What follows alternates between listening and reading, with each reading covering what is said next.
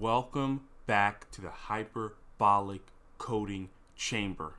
Welcome back. It is day 103, and we are back once again to slay some more algorithmic complexities. So I have some ideas. So recently, So basically, I have some ideas about some upcoming technical ideas, so pretty excited about that, but I can't give away too much. But I think I have 4 ideas in the pipeline, 2 of which are relatively the same, and then I'd like to try the easiest one first and then keep going. But I was doing some thinking, and I forgot where I was going to go with this, but I was doing some thinking about I was reading this Hacker News post about self-discipline, and this guy was pretty much talking about the Puritans and stuff like that. Maybe I'll link the Hacker News portion in the Discord or the description of the video. But it was just interesting. I was hoping to click the comment section and find a bunch of people talking about how they did self-discipline and stuff like that, but there wasn't really much there. It was mostly talking about the religious aspect, which was unfortunate. But I'd be interested to see, especially because of Hacker News' demographic, exactly how people are doing self-discipline and self-control and stuff like that. Because right now, a lot of the apps and stuff like that, a lot of the major apps or big companies, it's kind of a race to the bottom of the brainstem. The infinite scrolling and whatnot. So it was just an interesting idea. So it'd just be interesting to know. Right now we're averaging about, I would say right now we're averaging about, so I work, during the day. Then afterwards, we're averaging about 2.5 to 3 hours of extra learning. And ideally, I would be very satisfied if that number could consistently become 5 hours. I would be very, very happy if that would be the case.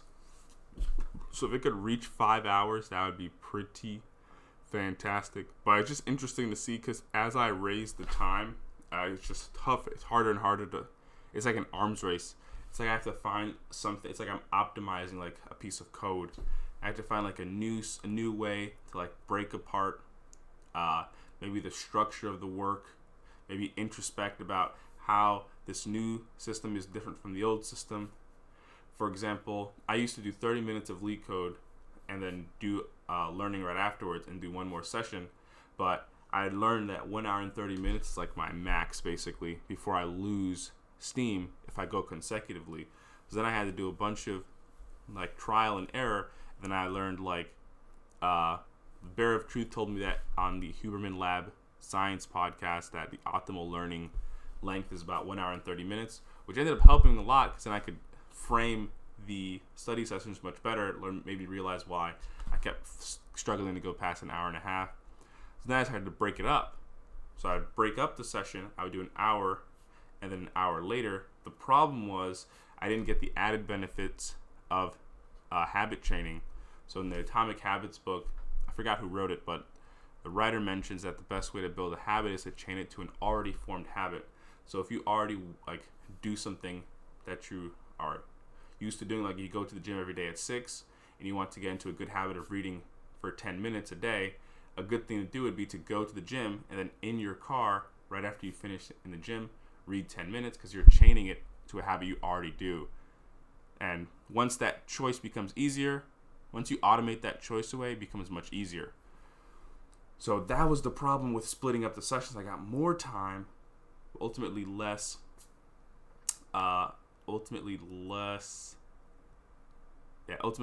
It made less sense, but I was unfortunate. So we're actually running a little bit low on time today, so I'm actually gonna have to start exactly right now. So I will go into more depth about this tomorrow, and this is part of the other reason why sometimes I end up cutting the intro really short, is because of other optimizations. But I'll mention this the change log tomorrow. So I'm going to jump into it now. We have 60 minutes working on some easy problems. I'm going to skip for certain ugly number This has to do with prime factorization, and unfortunately I just don't know enough about prime factorization to spend time on this problem. So then we were doing closest binary search tree value.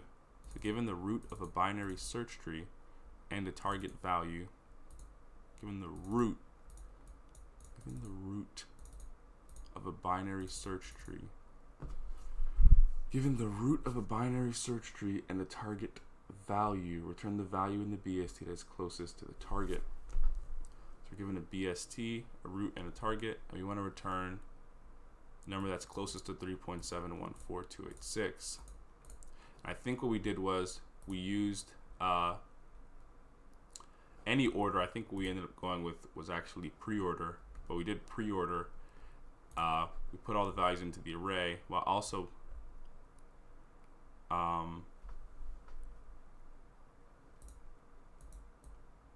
using an array of tuples, so we could know the node value minus the targets, know the difference, and then we just sorted by that difference to get the value. But I think this runs an n log n, and we're not actually using the BST at all, which we should be using the BST.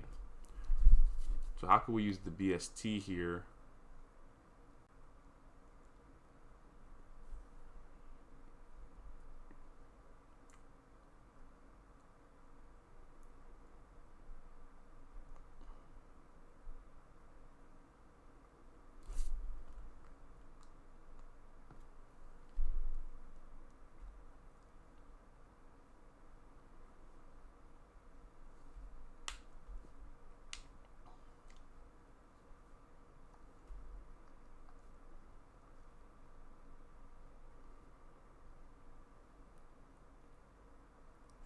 Okay, I think I see how we could use the BST if we use the difference. So if we start at 4, and then if we start at 4,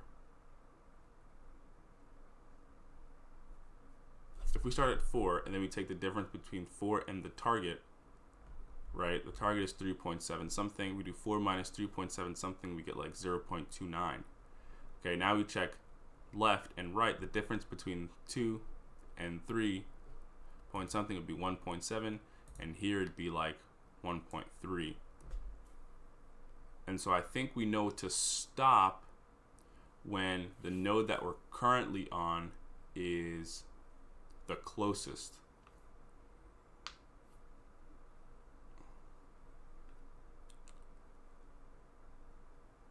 Right?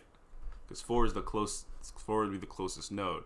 But let's just say this one was like 3.9, right? That means 3.9 would be closer, and since 3.9 would be closer, we'd go to that node. And now we'd do the same thing.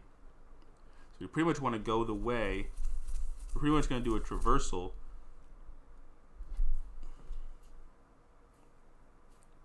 But only visit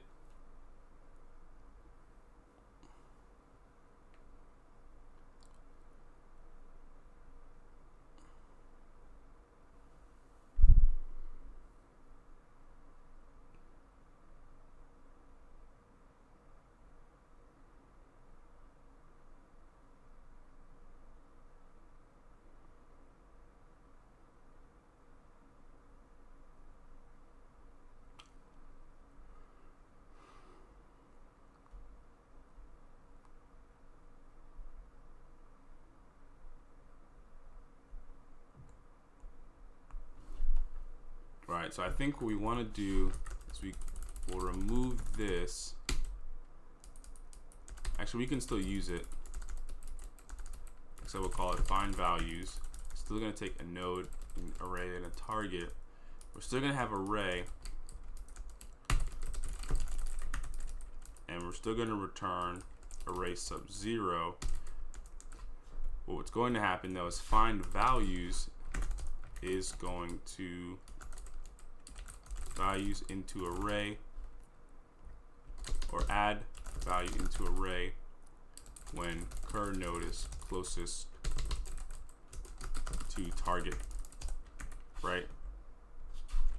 The first thing you have to do is say this is Ruby, so if node, right? Otherwise we're not interested. The node exists, we're at 4. So now we need to know the differences between these values.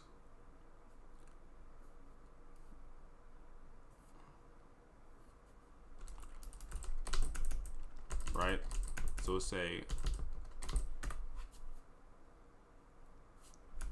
for some reason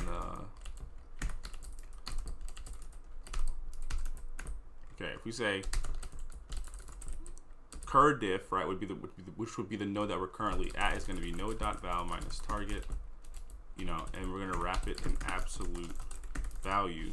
That way we'll have 0.29 or whatever that value is. Then we want to know the values for left.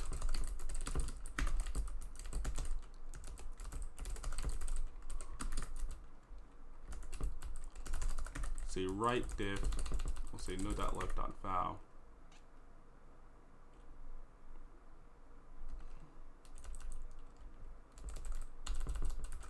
If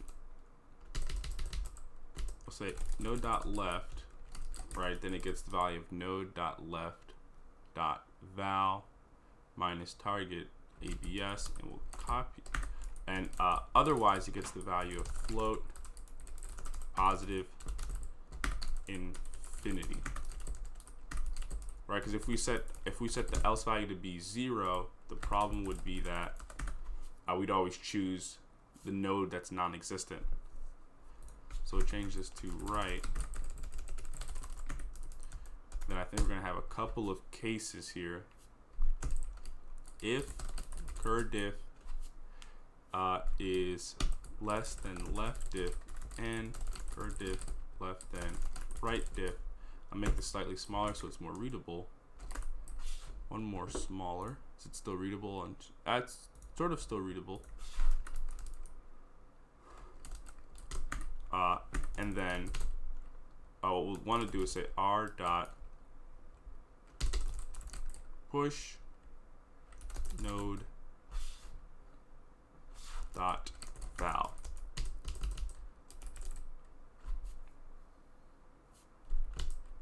Else if left diff is less, this actually could be more difficult. Actually, no, if the values are the same. What if is every node unique? It's not unique. So what if we have 2 values, right, in a BST? Is that possible? If we had 4, 5 here, and 5 here, that wouldn't be possible. Yeah, I think by default you can't have duplicate values in a BST because it would be impossible to maintain the mapping. If we had 2 5s, right, you can't put the 5 here because it'd be greater than 4, and if you put the 5 here, 5's right child wouldn't be greater than it, which would break the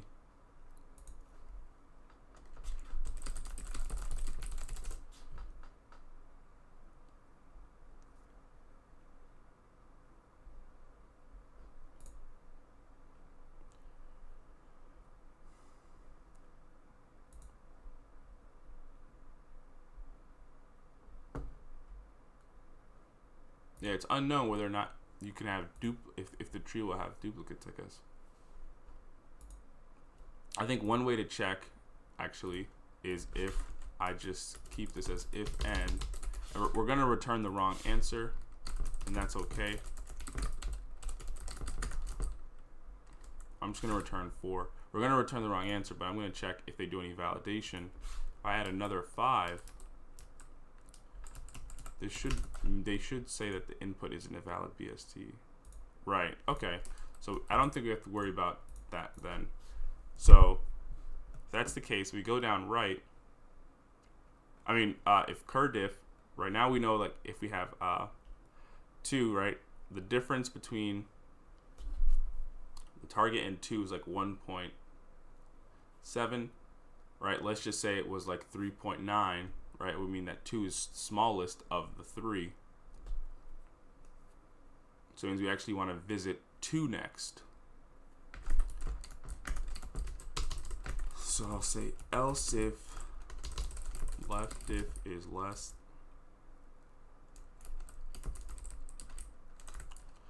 than left diff is less than cur diff and right? Then what we want to do is do find values node dot left our target, and then if we have else, right, we'll just do find values of right.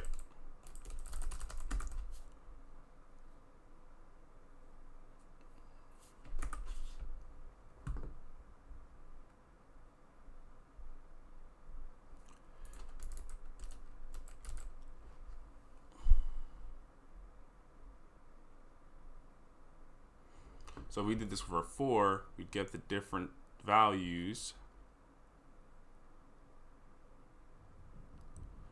We'd go to 4, we'd go in with root R and target, we'd calculate cur_diff for 4. It'd be node.val, which is 4 minus target, which would be 0.29, right? And this would be 1.7. This would be like 1.3. And cur_diff is less than all of these, so we just push on the node and we'd stop and then return the first value. We have 1. 1 would still work because default to infinity if they don't exist, which they don't.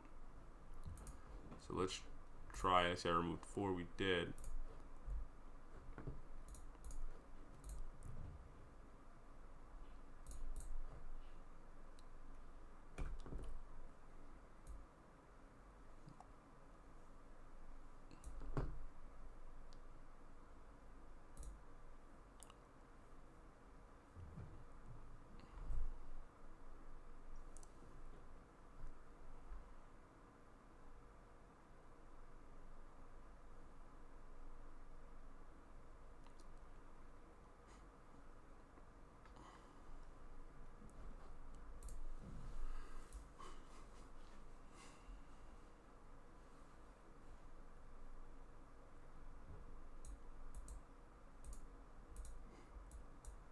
So this input is crazy.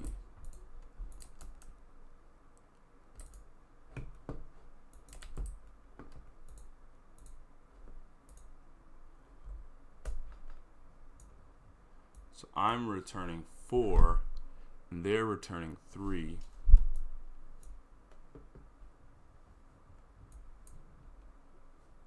Ah, right.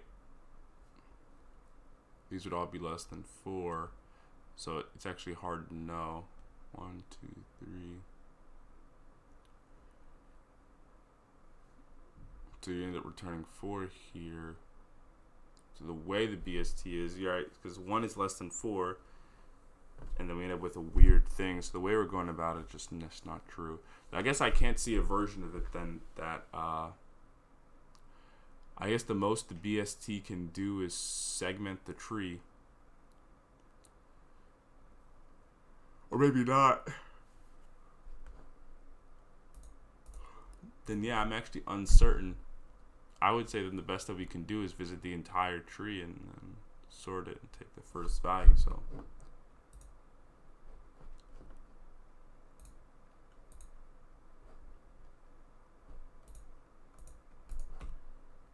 well, we did solve it once. Sorry, we got n log n time with n space. So could you do this in linear time? You need to visit the whole tree. You visit the whole tree to make sure that you have all the values. But if you sort, you get n log n. Is there a way we could skip the sorting? Oh, wait, maybe there is a way we could skip the sorting. Maybe the BST itself could help us skip the sorting.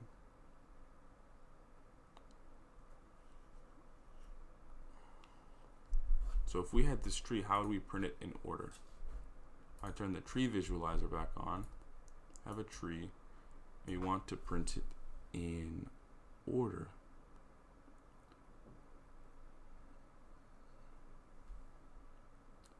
So BST starting at 36, how could we print this in order?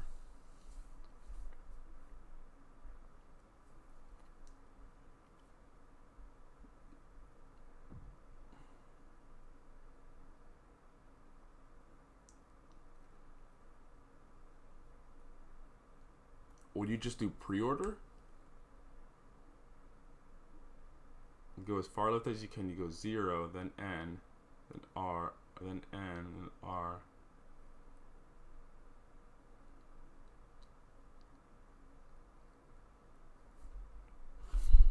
Then if that's the case, I think we could just keep the smallest number so far. Now I'm also realizing you could just visit the whole tree and just keep the node with the minimum difference. So what we did earlier, actually you could go in any order. It actually doesn't matter.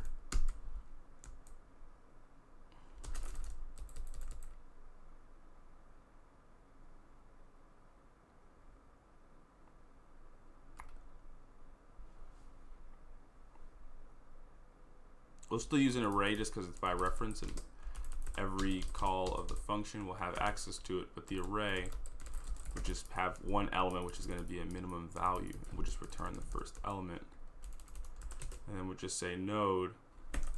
It's going to have one element with a tuple, I guess. I guess we just call it MinTuple.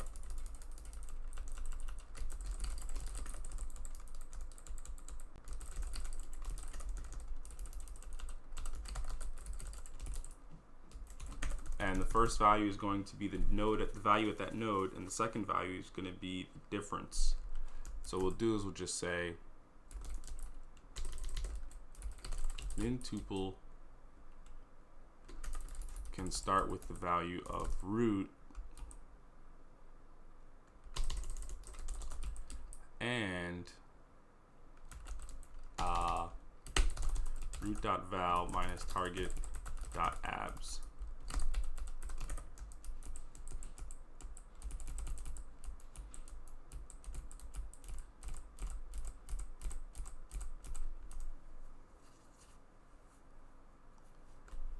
Values root MinTuple.abs. Find values root MinTuple target.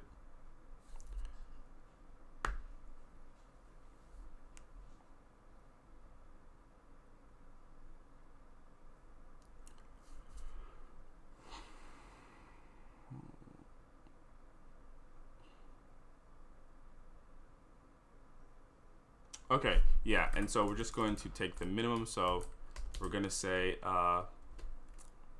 MinTuple, right, is going to be equal to if MinTuple, right, sub 1, which is the minimum difference so far between the target, right,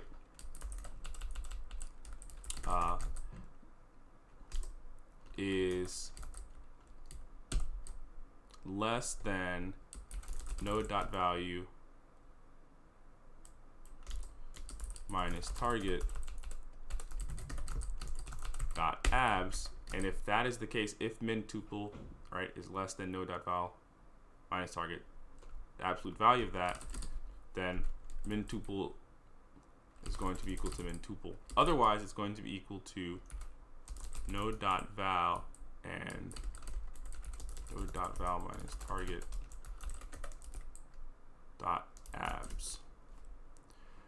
And then what we'll do is just find values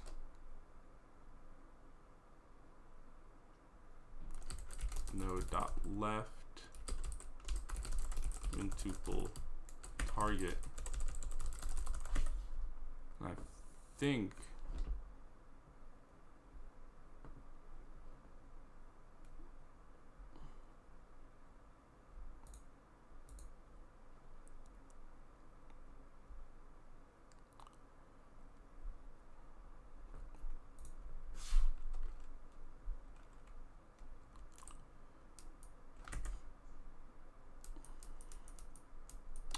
I made an array of tuples here, I think is my issue.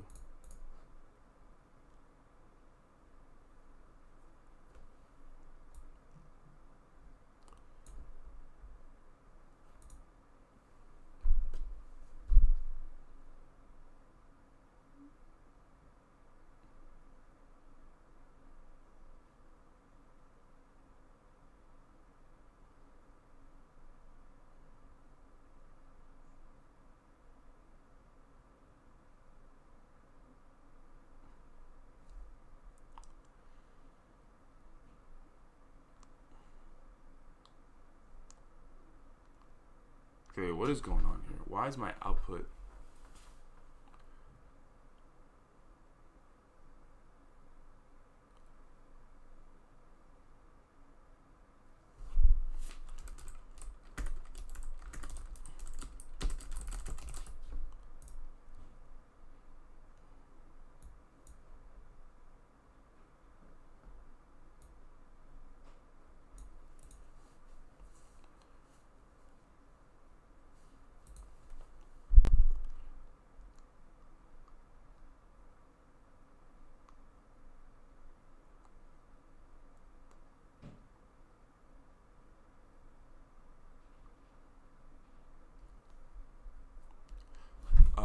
think I see what's going on here. MinTuple sub. Right, so something strange happening here. I'm saying MinTuple sub 1, which should be a value that we can compare with another value. Then we set it equal to a value, which is a tuple of values, which is 1, the node, the value at that node, and the value of the difference between the target and the node itself. When we start the tuple, though, we pass in root instead of root.val. So now our output is 36.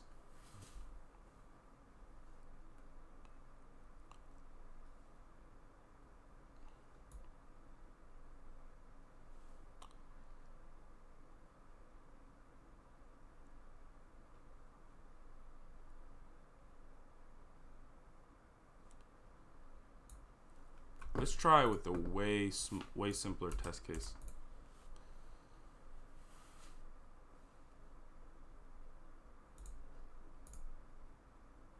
Okay. So let's just say we rearrange this test case right here, and we actually put, I'm going to put at the end of this child 2, 5, 1, 3. I'm going to put as a child of 5, 3.3, which is actually not possible.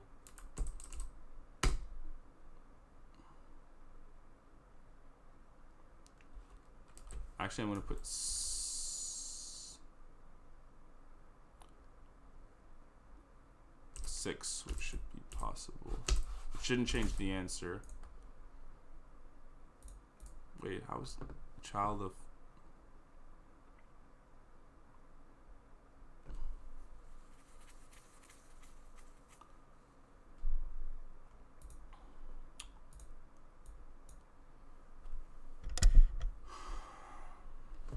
I think I just need to take a look at the logic. Getting stuck on...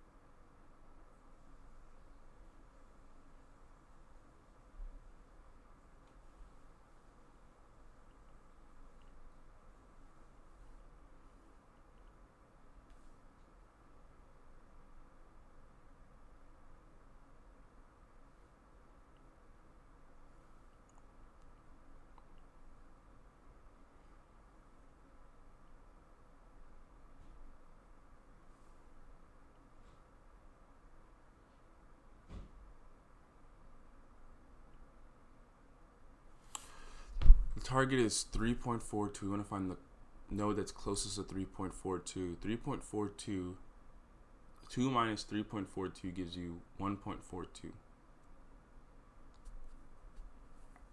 1 would give you 2.42. So why are we returning 1?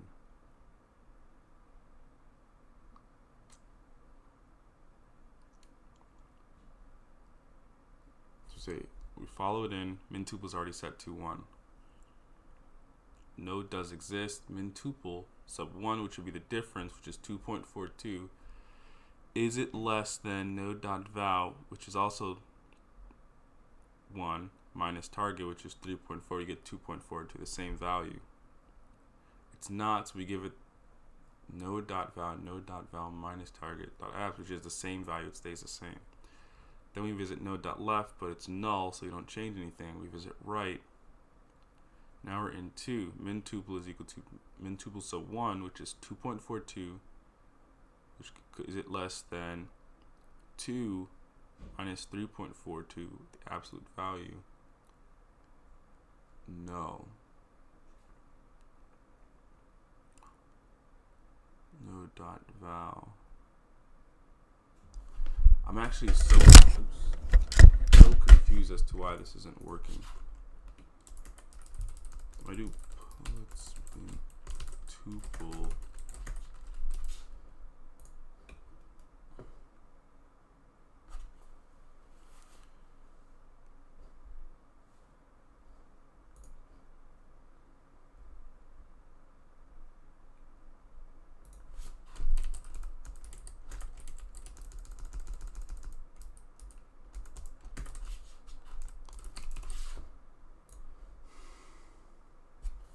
it stays as 4 the whole time.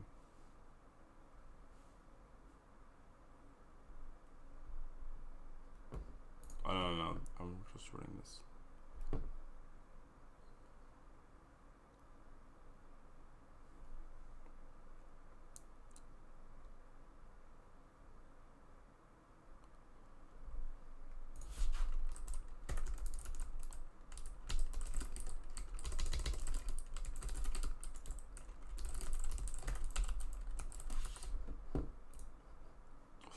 Keep running the wrong one.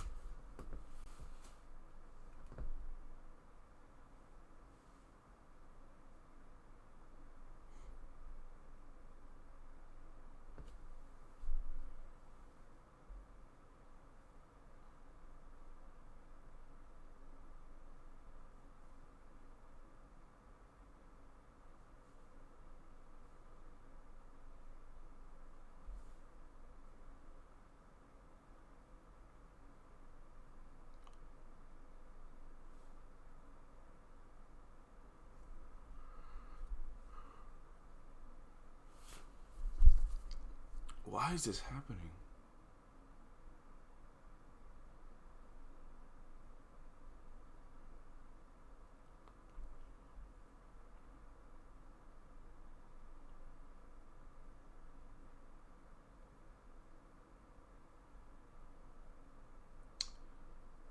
I think I understand what's happening. I think I'm changing the literal memory reference, which is why the objects are different. So what I'm going to do is change this to an if statement instead.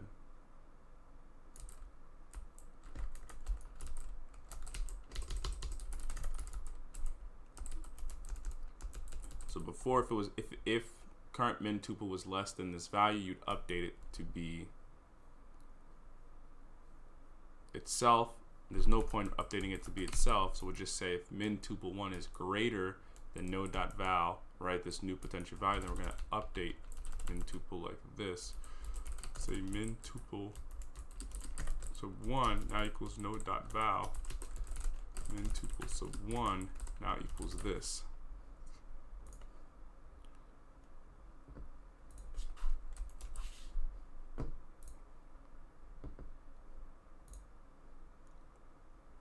Okay, yeah, so it was just the way memory works. I was overriding the object instead of updating it, which was not Gould. But I think this should be linear time because we visit the whole array with constant space. Oh no, with linear space, since we're gonna the deeper we go into the tree is going to add a call of find values, which adds a layer to the call stack. So it'd be linear time and linear space.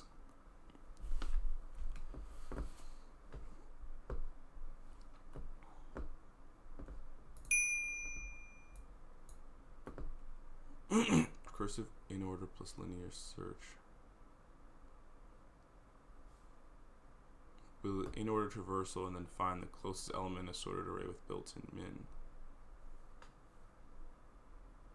Insert to identify the subproblems. Build an in-order traversal array, find the closest to target element in that array.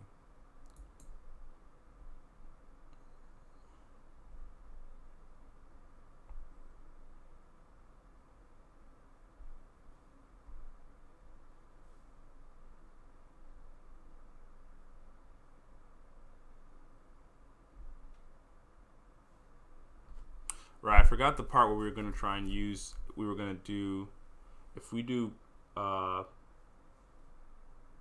wait, yeah, in order does give you the value of the tree. If you combine the in order, it's still linear time in the worst case. So how is this O of k?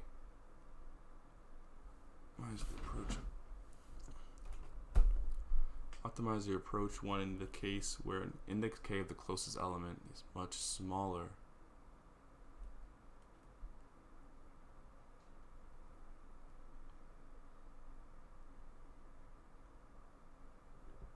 K of the smallest element is much smaller than tree height h.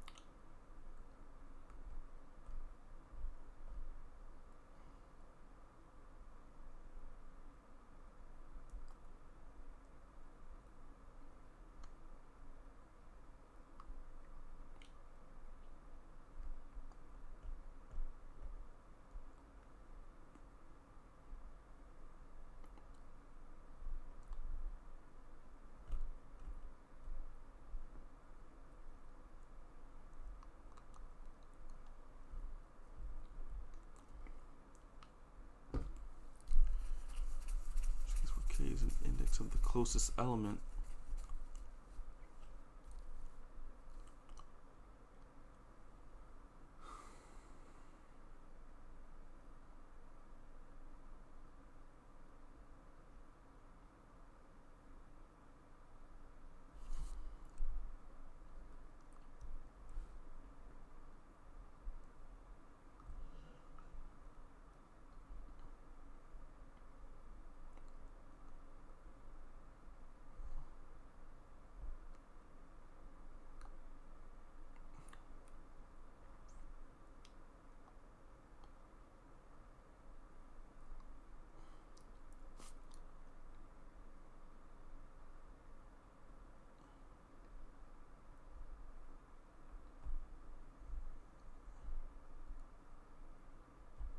The O of h is crazy. While root isn't null, val equals root dot val.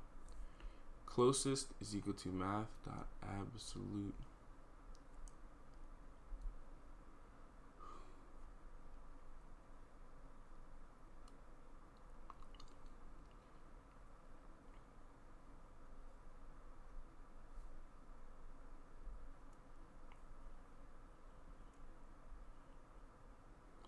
Checking if the current value is smaller than the closest, then update closest to be val, otherwise keep closest.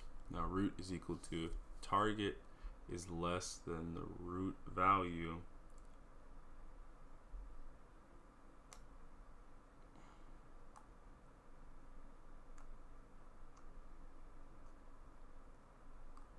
I see that's kind of the approach we did earlier with the recursive version,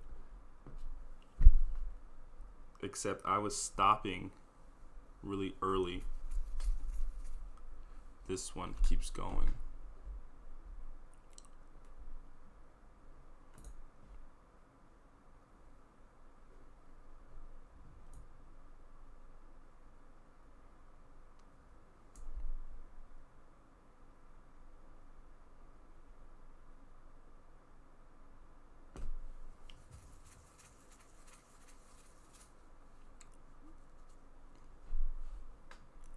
Interesting.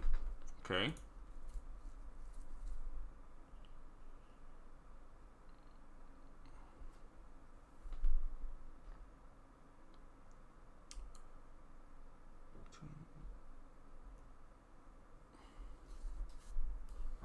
Okay, interesting.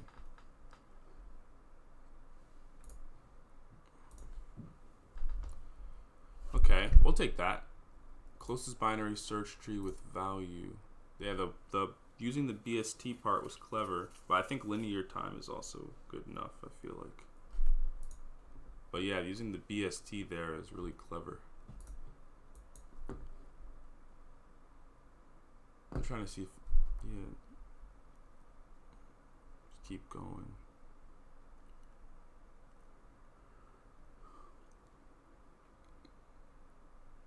Yeah, mine stopped. That person's just kept going, and I think that was the difference maker. If mine had kept going, I think it would have been the same solution. On the earlier version, not the one we just wrote, but that is good enough. Let me see what remains. Ugly number, we're skipping that. We have word pattern, nim game, flip game, counting bits.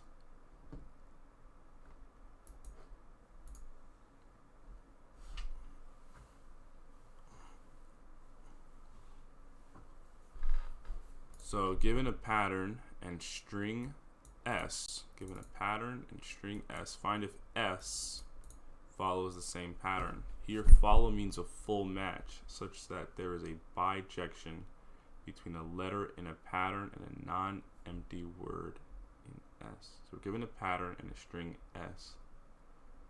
Find if S follows the same pattern. Here, follow means a full match, so that there's a bijection.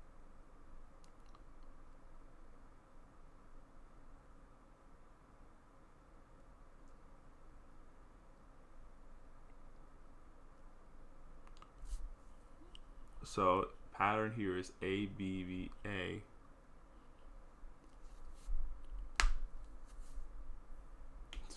Interesting. The pattern is equal to A, B, B, A, and S is equal to dog, cat, dog. And the output being true is because A seems to be equal to dog, and cat seems to be equal to B. So we have A, B, B, A.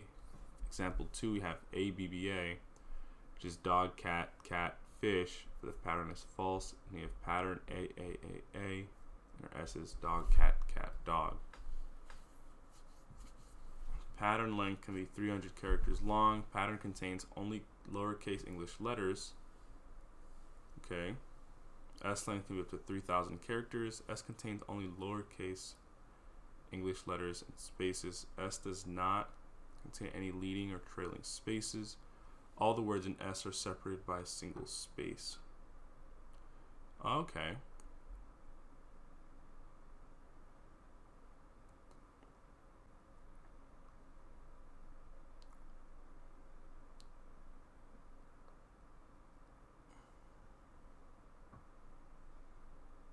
So I'm getting the vibe here that the pattern, another pattern that would also be acceptable for dog, cat, cat, fish is D, A, A, D. So you have to be careful in how we give out the letters here.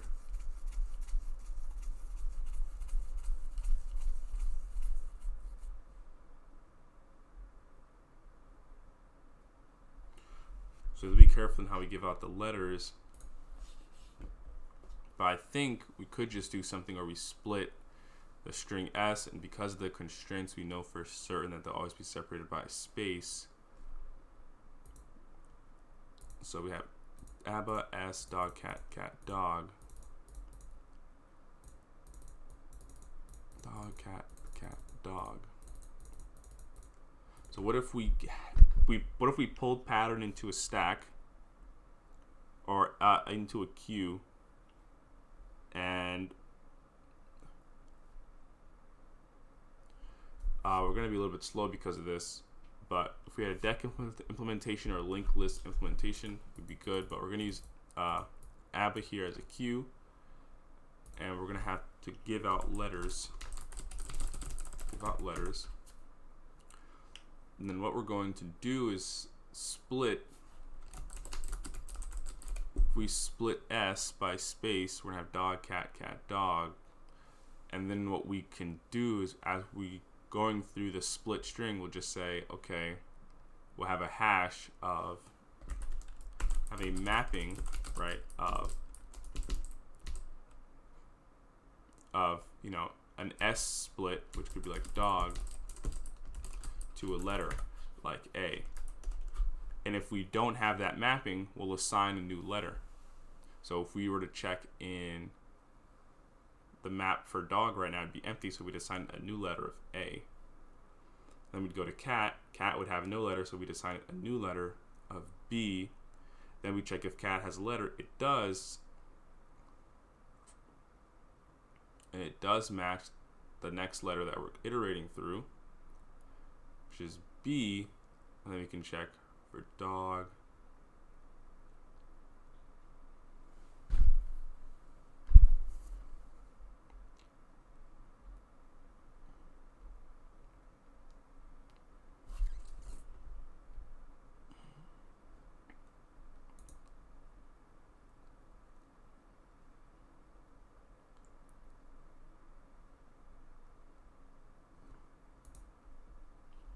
So I think I think it could just be a mapping problem. I actually don't think we need to give out letters. I think we just need to, if we iterate over a split of,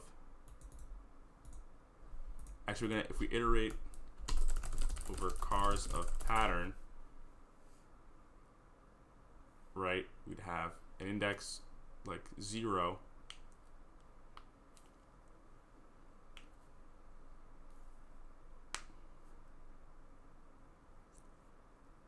actually either one is fine. They're both going to have the same number of elements if we split.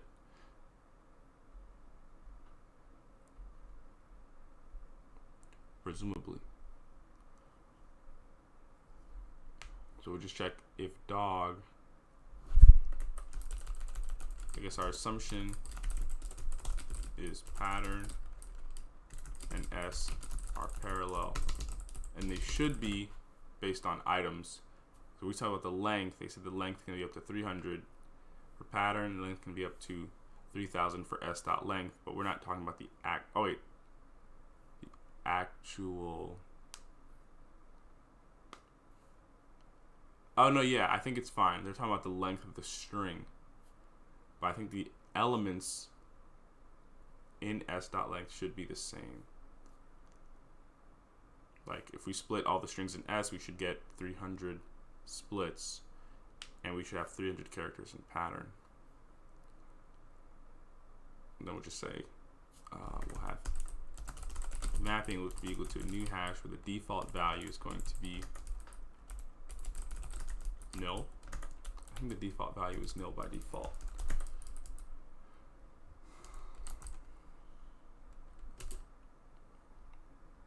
So we'll do 0 up to pattern.length.each do idx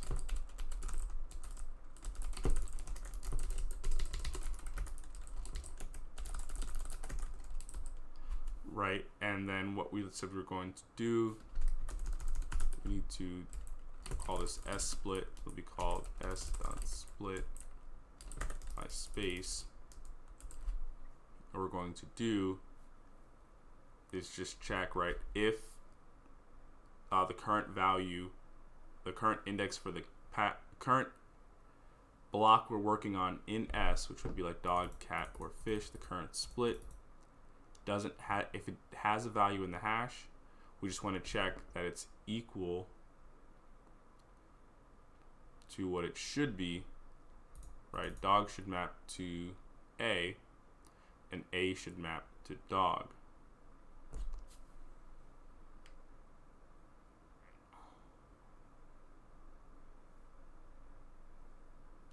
But if it doesn't, then we'll set up the map.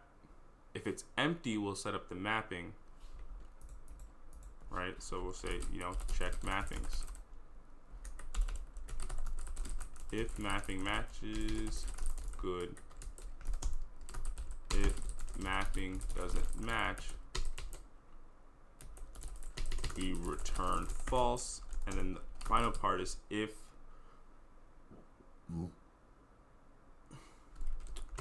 mapping doesn't exist, we set it. So we can basically remove this first case because we don't really care if they're matching and it's good.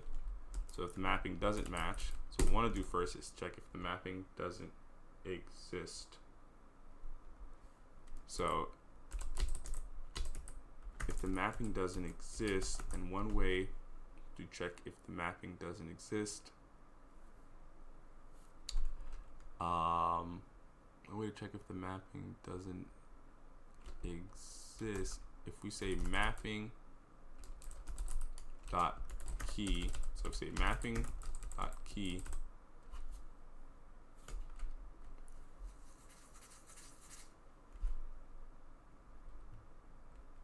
of pattern sub pattern idx and not mapping dot key of s split sub pattern idx, that we want to set the mappings. So we want to map mapping sub pattern, idx is going to be equal to s sub split sub pattern IDX. This is going to map, for example, letter K to the letter dog, to the word dog. And then we want to map the word dog to the letter A.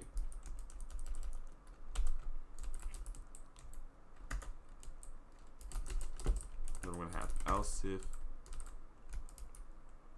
the mapping doesn't match. And the way to check if the mapping doesn't match, we'll say if mapping subpattern subpatterns IDX is not equal S subsplit subpattern IDX, or if S subsplit subpattern IDX are mapping sub S subsplit subpattern IDX does not equal mapping sub. Oh, this is a mess. Then we return false.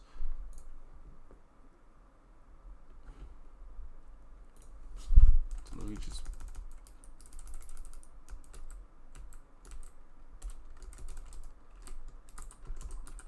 I'm gonna put, so we have just a few more minutes. I'm gonna put no here just to check something. Oops, not. I'm just gonna put no, and then here we're gonna put mapping to see what's going on. So A maps to dog, dog maps to A.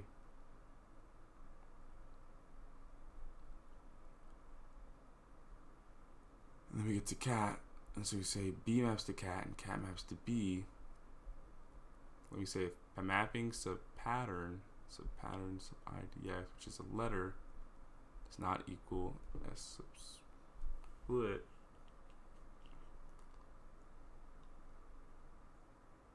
so if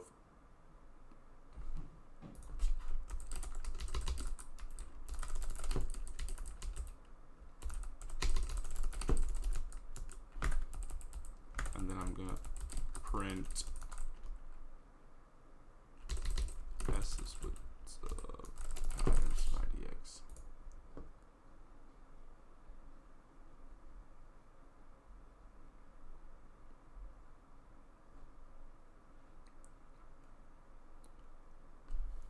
So if mapping subpattern is not equal S subsplit subpattern IDX, so B should map to cat. Cat does not equal S subsplit subpattern, or mapping sub S subsplit, which is I see.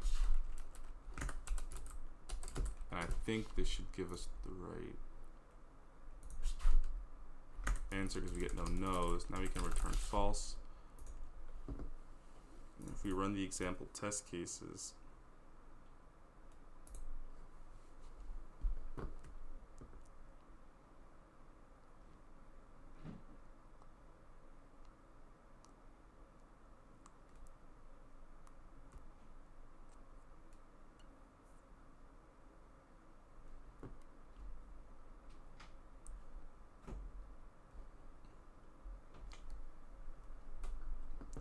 so I think the problem is that we're mapping letters, and I think it breaks if the words we're mapping to are also letters.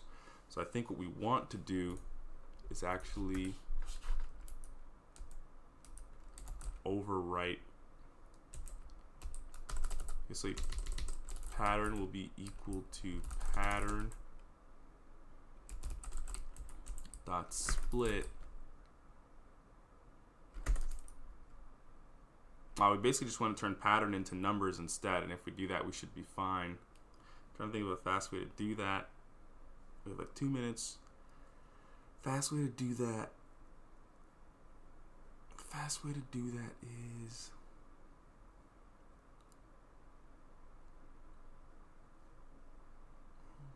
pattern not split. We'll just say num pattern equal to empty string, and we'll say place going up to 0. Actually, we can just use pattern. No, we can't do that.